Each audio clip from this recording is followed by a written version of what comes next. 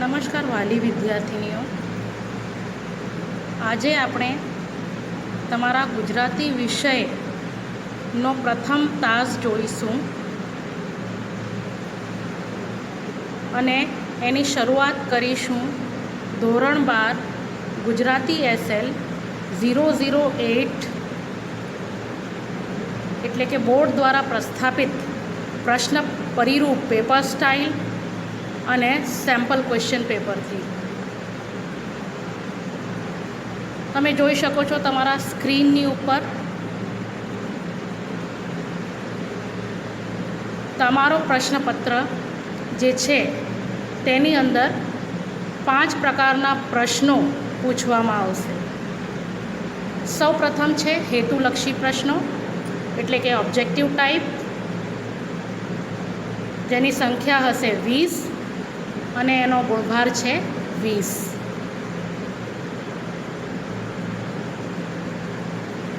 અતિ ટૂંક જવાબી પ્રશ્નો એટલે કે વેરી શોર્ટ આન્સર્સ, જેની સંખ્યા હશે 26 અને એનો ગુણભાર પણ છે 26. પછી છે ટૂંક જવાબી પ્રશ્નો એટલે કે શોર્ટ આન્સર્સ, જેની સંખ્યા હશે 8 અને એનો ગુણભાર છે 16.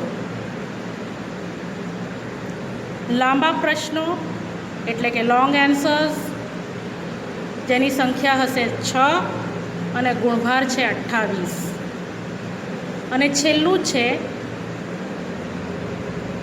નિબંધ પ્રકારના પ્રશ્નો એટલે કે એસે ટાઈપ ક્વેશ્ચન આન્સર્સ, જેની સંખ્યા છે 1 અને એનો ગુણભાર રહેશે 10.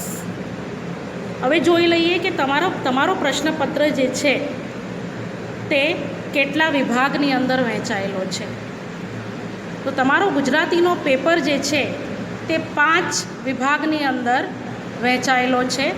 વિભાગ A પદ્ય વિભાગ, વિભાગ B ગદ્ય, વિભાગ C વ્યાકરણ, વિભાગ D અર્થગ્રહણ અને લેખન સજ્જતા અને વિભાગ E લેખન સજ્જતા.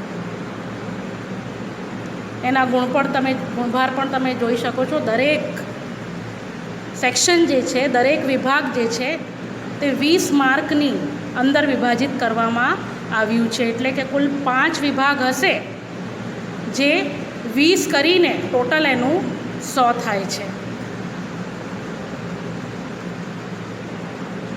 હવે આપણે જોઈ લઈએ કે તમારો પ્રશ્નપત્ર જે છે તે કેવો હશે. એનો પરિરૂપ જે છે, પેપર સ્ટાઇલ જે છે તે કેવી હશે. પ્રશ્નપત્ર 5 વિભાગમાં વહેંચાયેલું છે તે તો તમને મેં કીધું જ. પ્રશ્નપત્રમાં વિકલ્પ આંતરિક હશે એટલે કે જે ઓપ્શન પ્રોવાઈડ કરવામાં આવશે તે ઓપ્શન ઇન્ટરનલ હશે. ધારો કે એક ક્વેશ્ચનની અંદર, એક પ્રશ્નની અંદર જો પેટા પ્રશ્ન 5 પૂછવામાં આવે તો એ પેટા પ્રશ્નોની અંદર 5મો પ્રશ્ન જે છે તેના આંતરિક વિકલ્પ તરીકે બીજો 5મો પ્રશ્ન પૂછવામાં આવશે. એટલે કે જે ઓપ્શન પ્રોવાઈડ કરવામાં આવશે, જે વિકલ્પ પ્રોવાઈડ કરવામાં આવશે તે ઇન્ટરનલ હશે. દરેક ક્વેશ્ચન પેપર પ્રશ્નપત્ર જે છે તેની ડાબી બાજુએ એટલે કે તમને રાઈટ હેન્ડ સાઈડની ઉપર એનો ગુણભાર એટલે કે એનો વેટેજ જે છે તે જોવા મળશે. અને તમને જે માર્ક્સ મળશે, તમને જે કંઈ માર્ક્સ તમે પ્રાપ્ત કરશો પરીક્ષાની અંદર, તે લેખન સજ્જતા, ભાષા શુદ્ધિ અને મૌલિક લખાણ જે છે તેને પ્રાધાન્ય એટલે કે પ્રાયોરિટી આપવામાં આવશે. કેટલું સારું તમે લખો છો, ભાષા શુદ્ધિ, ભાષાનો ઉપયોગ કેવી રીતે કરો છો અને કેવું વિચારો છો, તેની ઉપરથી તમને માર્ક્સ જે છે તે પરીક્ષાની અંદર આપવામાં આવશે. હવે આપણે જોઈ લઈએ કે વિભાગ વાઇઝ તમને કયા વિભાગની અંદર કેવા પ્રકારના પ્રશ્નો પૂછવામાં આવશે. પહેલો જ છે વિભાગ અ, જે પદ્ય આધારિત છે. મેં તમને જેવી રીતે કીધું છે ને તેવી જ રીતે કે પોએટ્રી સેક્શન હશે, બધા જ પ્રશ્ન જે છે તે તમારી ટેક્સ્ટબુકની અંદર જે કવિતાઓ છે તેની અંદરથી હશે. પહેલો જ પ્રશ્ન છે, નીચે આપેલા વિકલ્પોમાંથી યોગ્ય વિકલ્પ પસંદ કરી ઉત્તર લખો. કુલ 4 પ્રશ્નો હશે. MCQ ટાઈપ હશે આ, જેની અંદર 4 ઓપ્શન પ્રોવાઈડ કરવામાં આવશે. એમાંથી કરેક્ટ ઓપ્શન તમારે ચૂઝ કરવાનો છે અને લખવાનું છે. 4 આવશે, 4 માર્ક. બીજો પ્રશ્ન, નીચે આપેલા પ્રશ્નોના એક વાક્યમાં ઉત્તર આપો. એટલે કે તમારે જે લખવાનું છે, you have to write in 1 sentence only. એક જ વાક્યની અંદર તમારે એ પ્રશ્નનો જવાબ આપવાનો રહેશે. કુલ 4 હશે, 4 માર્ક.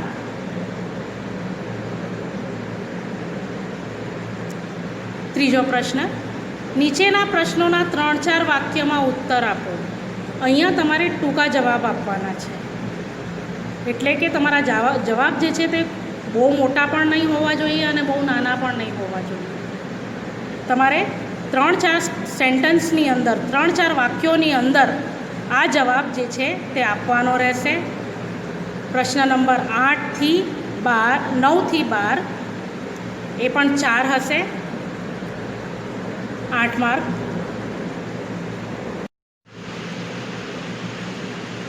આ વિભાગની અંદર જે છેલ્લો પ્રશ્ન હશે તે હશે સવિસ્તાર ઉત્તર લખો, એટલે કે આન્સર ઇન ડિટેલ. એક જ પ્રશ્ન હશે, 4 માર્કનો. આ પ્રશ્નની અંદર આંતરિક વિકલ્પ આપવામાં આવશે, એટલે કે 2 પ્રશ્ન હશે, એમાંથી એક જ પ્રશ્ન તમારે સિલેક્ટ કરીને એનો જવાબ આપવાનો છે.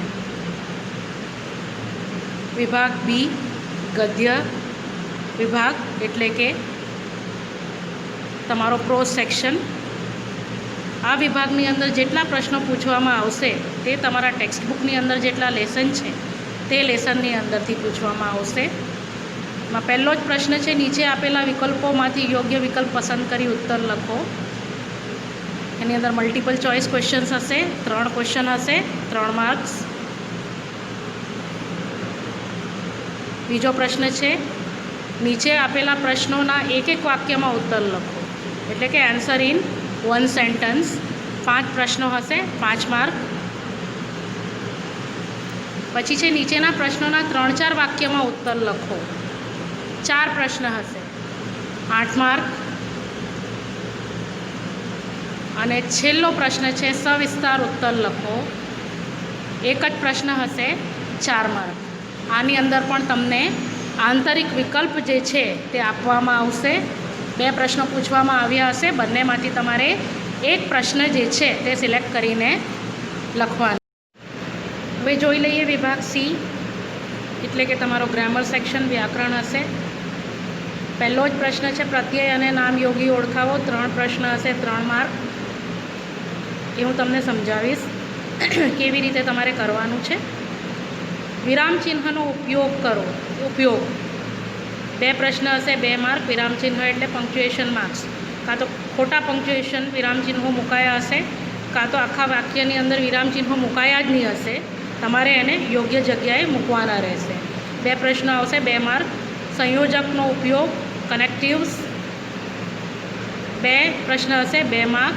વાક્ય ઓળખાવો, 3 પ્રશ્ન હશે, 3 માર્ક. પદક્રમ અને પદ સંવાદ, એટલે કે અહીંયા જે વર્ડ્સ મુકાયેલા હશે તે જમ્બલ્ડ હશે. એ જમ્બલ્ડ વર્ડ્સ જે છે તેમને યોગ્ય રીતે તમારે ગોઠવીને આખો સ્ટેટમેન્ટ, એટલે કે વાક્ય બનાવવાનો છે. 2 પ્રશ્ન હશે, 2 માર્ક. રૂઢિપ્રયોગ, 1 પ્રશ્ન હશે, 1 માર્ક.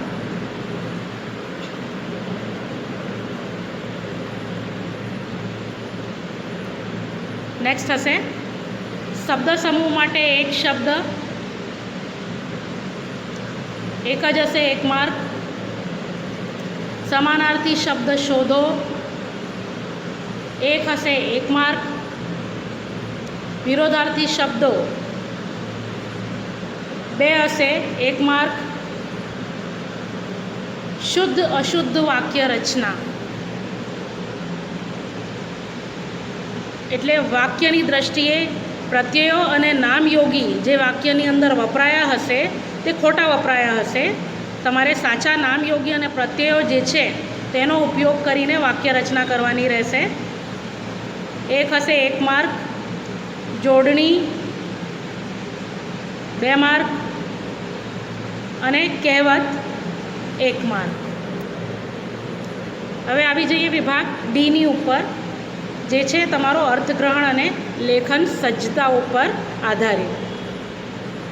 એમાં પહેલો જ પ્રશ્ન રહેશે પદ્યાર્થ ગ્રહણ, જેને આપણે ઇંગ્લિશની અંદર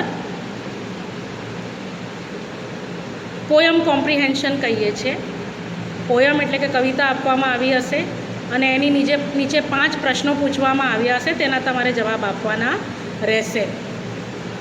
પછી છે ગદ્યાર્થ ગ્રહણ, એટલે comprehension from the unseen passage. જે ફકરો પૂછવામાં આવશે તે તમારી કોર્સ બહારનો હશે. 5 પ્રશ્નો પૂછવામાં આવ્યા હશે, તેના તમારે જવાબ આપવાના રહેશે, 5 માર્ક. સંક્ષેપીકરણ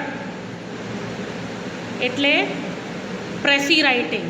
હવે આની અંદર થોડુંક વેરિએશન છે કે જે ફકરો તમને આપવામાં આવશે પ્રેસીઝ કરવા માટે, એ ફકરો અંગ્રેજીની અંદર હશે, આખો પેરેગ્રાફ અંગ્રેજીની અંદર હશે.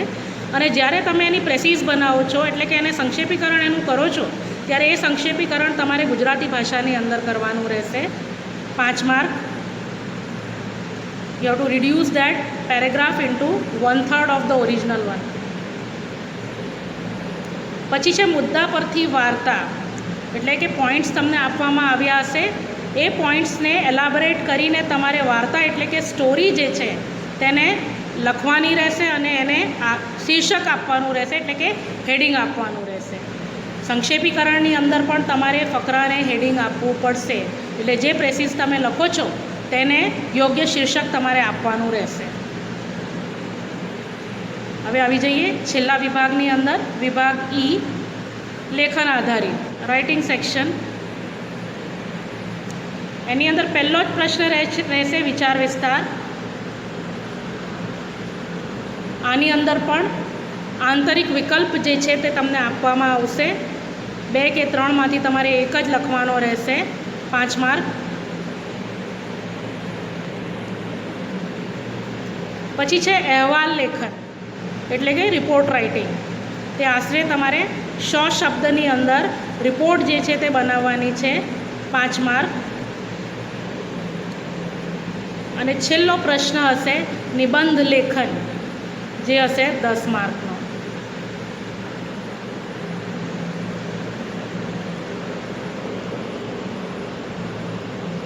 હવે તમને બતાવી દઉં કે તમારો જે સેમ્પલ ક્વેશ્ચન પેપર જે છે તે કેવું લાગશે. તમે જોઈ શકો છો તમારી સ્ક્રીનની ઉપર, આવો હશે તમારો બોર્ડનો પેપર. ધોરણ 12 ગુજરાતી દ્વિતીય ભાષા 008 વાર્ષિક પરીક્ષા, નમૂનાનો પ્રશ્નપત્ર. અહીંયા જે ઇન્સ્ટ્રક્શન્સ આપવામાં આવી છે દીકરા, તે ઇન્સ્ટ્રક્શન કાળજીપૂર્વક વાંચીને પછી જ લખજો. આ પ્રશ્નપત્રમાં કુલ 5 વિભાગ, એટલે કે A, B, C, D અને E છે. બધા જ વિભાગના પ્રશ્ન ફરજિયાત છે, એટલે કે બધા જ પ્રશ્નો જે વિભાગની અંદર પૂછવામાં આવ્યા છે તે આર કમ્પલસરી. કેટલાક પ્રશ્નમાં આંતરિક વિકલ્પ છે, જેવી રીતે તમને આગળ પણ કીધું કે ઇન્ટરનલ ઓપ્શન જે છે તે તમને આપવામાં આવ્યા હશે. જમણી બાજુના અંક ગુણભાર દર્શાવે છે, એટલે કે રાઈટ હેન્ડ સાઈડની ઉપર તમે જે ફિગર્સ જુઓ છો તે માર્ક્સ છે. અને લેખન સજ્જતા, ભાષા શુદ્ધિ તથા લખાણની મૌલિકતાને પ્રાધાન્ય આપવામાં આવશે, એટલે કે priority will be given to how beautifully you write. તમારી ભાષાનો પ્રયોગ જે છે તમે કેવી રીતે કર્યો છે, અને જ્યારે લખો છો ત્યારે ગોખીને તો નથી લખ્યું ને. જે વિચારો જે છે તે તમારા પોતાના છે તેમ માનીને એની ઉપરથી તમને માર્ક્સ આપવામાં આવશે. તમે જોઈ શકો છો વિભાગ A, પહેલો પ્રશ્ન છે નીચે આપેલા વિકલ્પોમાંથી યોગ્ય વિકલ્પ પસંદ કરો. જોઈ શકો છો તમે 4 પ્રશ્નો છે. નીચે આપેલા પ્રશ્નોના એક વાક્યમાં ઉત્તર લખો. 4 પ્રશ્ન પૂછાયેલા છે, 4 માર્ક. એની નીચે છે નીચેના પ્રશ્નોના 3-4 વાક્યમાં ઉત્તર લખો. આની અંદર તમે જોઈ શકો છો કે 12મા પ્રશ્નની અંદર આંતરિક વિકલ્પ જે છે તે આપવામાં આવ્યું છે. અને છેલ્લો પ્રશ્ન એટલે કે સવિસ્તાર જે છે તેની અંદર પણ આંતરિક વિકલ્પ જે છે તે આપવામાં આવ્યું છે. તેવી જ રીતે વિભાગ બી 3 પ્રશ્નો છે, 3 માર્ક. એની નીચે એક વાક્યમાં ઉત્તર લખો.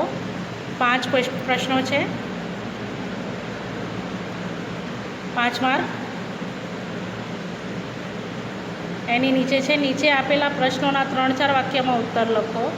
4 પ્રશ્નો છે, એની અંદર પણ જુઓ તમને જોવાય છે 25મા પ્રશ્નની અંદર આંતરિક વિકલ્પ આપવામાં આવ્યું છે. અને છેલ્લો પ્રશ્ન આમાં પણ હશે, સવિસ્તાર ઉત્તર લખો, જેની અંદર પણ આંતરિક વિકલ્પ જે છે તે આપવામાં આવ્યું છે. હવે જોઈ લઈએ ગ્રામર સી.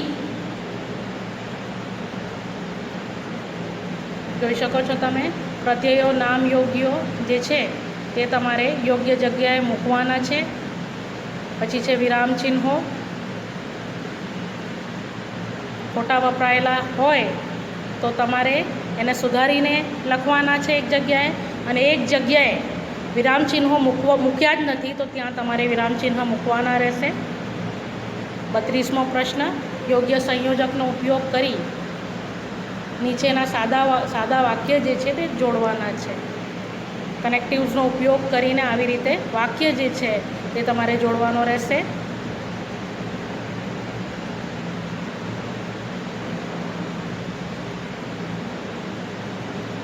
પ્રશ્ન આવી રીતે પણ પૂછાઈ શકે છે, જેવી રીતે તમે જુઓ છો 33મા પ્રશ્નની અંદર નીચેના વાક્યમાં ખોટા સંયોજકનો પ્રયોગ કર્યો છે, સુધારી વાક્ય ફરીથી લખો.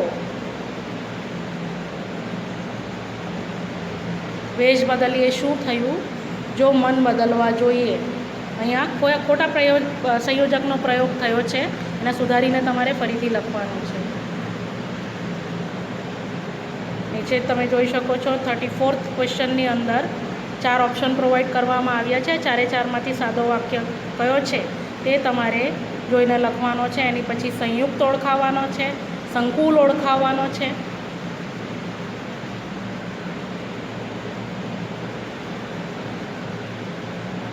સાડત્રીસમો ક્વેશ્ચન, નીચેના વાક્યમાંથી કયા વાક્યનો પદક્રમ યોગ્ય છે તે જણાવો. એટલે કે કયો વાક્ય જે છે તેની અંદર વર્ડ્સ જે છે તે પ્રોપર જગ્યાએ લગાવીને વાક્ય જે છે તેવી રીતે બનાવવામાં આવ્યો છે કે જે મિનિંગફુલ હોય. 38મો પ્રશ્ન, નીચેના વાક્યમાંથી કયા વાક્યનો પદ સંબંધ યોગ્ય છે તે જણાવો.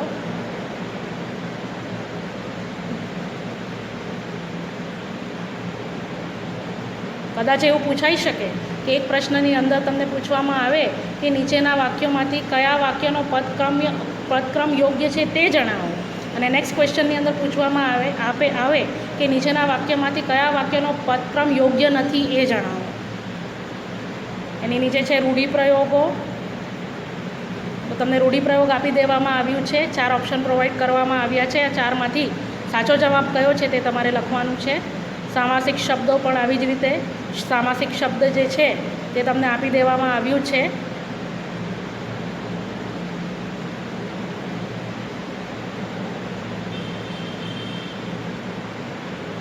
એનો અર્થ તમારે આપવાનો રહેશે.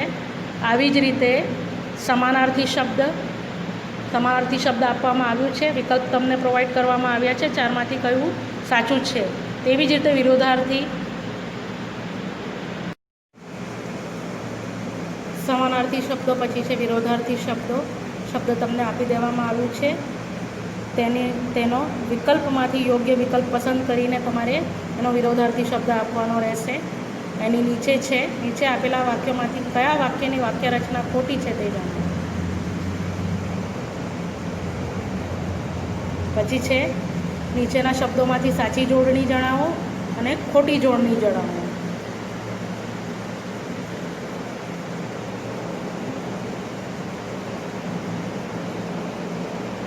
અને પછી છે કહેવત, જેની અંદર જોડકા આપવામાં આવ્યા છે. કહેવત છે અને એનું જોડકું છે.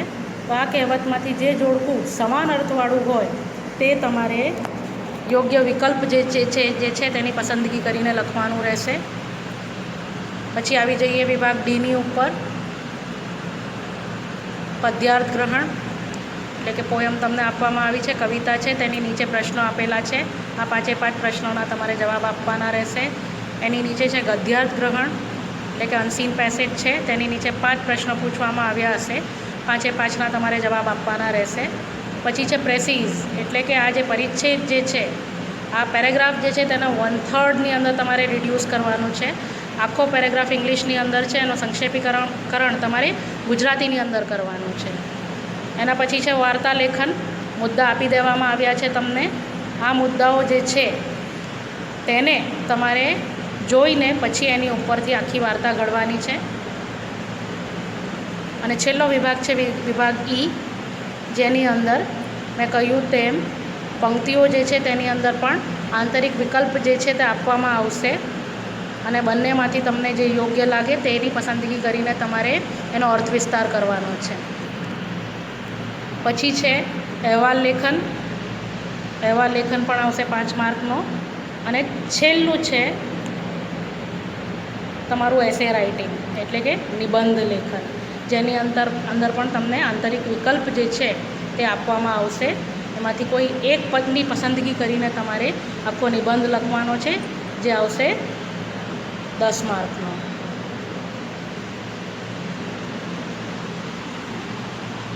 આશા કરું છું વિદ્યાર્થીની મિત્રો કે તમને જે કંઈ સમજાવવામાં આવ્યું છે, આખો પ્રશ્ન